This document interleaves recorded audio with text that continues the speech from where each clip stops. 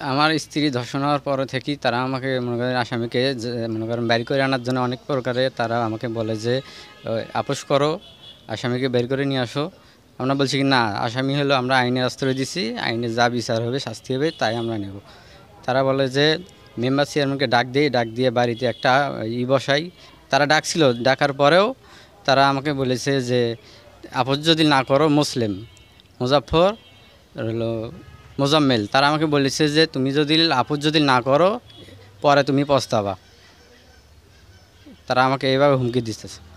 আমি এই মীমাংসায় আজি না হওয়াতে তার ফুল পরিবার সহ আমাকে অ্যাটাক করার পরে তার মুসলিমের ছেলে হজরত আলী আমাকে মাথায় আঘাত করে। আমি মাথায় হাত উঁচা করাতে আমার কোপটা আমার হাতে লাগে, বেঁকি দিয়ে কোপাইছে আমাকে। তার উপযুক্ত শাস্তি চাই। বাড়িতে থাকতে পারতেছি না, আমার স্বামী খুব ভয়ের মধ্যে আছে। আমরা সবাই রাত হলেও ছোরা নিয়ে দাবড়ি নিয়ে বেড়ায়, দিনে তো ছোরা নিয়ে আসে। এখন আমরা কি করব? বাড়িতে থাকতে পারতেছি না, মেম্বার চেয়ারম্যান আমার পক্ষে আসে না। এখন আমরা কি করতে পারি? থানাত মামলা দিছি, সে মামলাও আমাদের নেয় না। আমাদের টাকা পয়সা দিয়ে আমরা ওসিকে ঘুষ দিছে, যাই হোক টাকা পয়সা খেলেছে, আমার তো টাকা পয়সা নেই। তার জন্য কি আমরা বিচার পাবো না? আমি আমাদের নিরাপত্তা চাই আর আইনের কাছে বিচার চাই।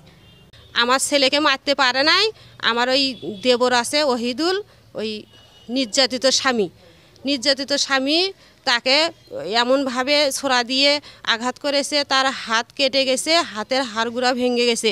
এখন আমরা ওই গ্রামে কোনো নিরাপত্তা পাচ্ছি না। আমরা থানায় মামলা করেছি, আমাদের মামলাও নিচ্ছে না। আমরা এখন ওখানে নিরাপত্তাহীন। রাত হলে সবাই চালে ঢেলায়, আবার ছোরা নিয়ে আমাদের হুমকি দিচ্ছে।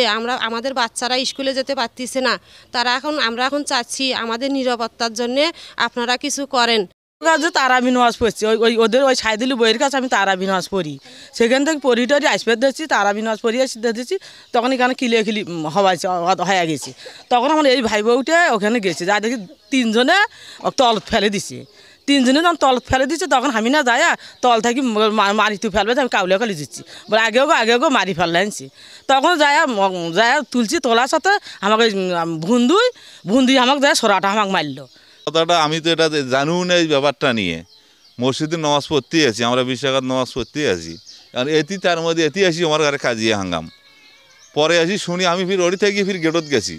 গেটত যায় এখন ওড়ি যা ব্যবসার টাকা কালেকশন করে গেছি, বলে টাকাটা কালেকশন করিয়ে বাড়িতে যাও। তার মধ্যে বাড়ির থেকে ফোন যে দেখা সমাধান তোর বাড়িতে খুব মারামারি বাজি গেছে, তোর বউ কিলি কাটে দিয়ে হাত কাটি নাউনাস করছি।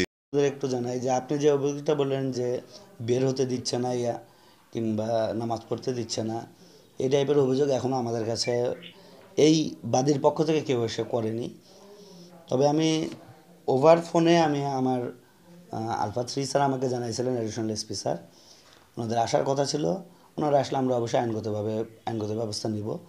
আর তাদের যে পূর্বের যে একটা ঝামেলা ছিল, যে একটা রেপ কেসও ছিল, তারপরে একটা মারামারিও মনে কিছুদিন আগে হয়েছে, সে বিষয়ে অভিযোগ তদন্তাধীন আছে।